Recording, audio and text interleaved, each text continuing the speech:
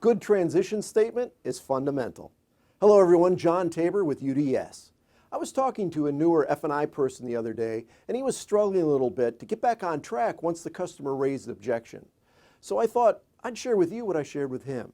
Whenever someone's struggling, my first recommendation is always check your fundamentals. When addressing a question or an objection from a customer, be sure you understand by acknowledging and clarifying what you think you just heard.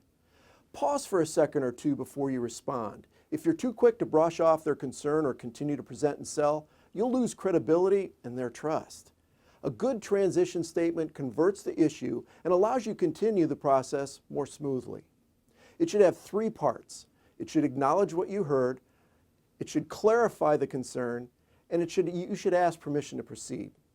We'll use a VSC for our example. Here's some things you could say. I understand. It's hard to justify the expense if you don't see the value. Let's look a little closer and see if it might be more cost effective than you first considered. All right? The feel, felt, found. I can understand how you feel. I've had a few customers in the past who have felt the same way. However, after I shared the information I'd like to share with you, they found it was more valuable than they had initially thought. Let me explain.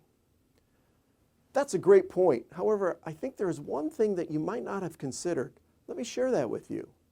This process lets the customer know that you're listening and validates their concerns. The customer will also see you as a consulting person instead of a selling person.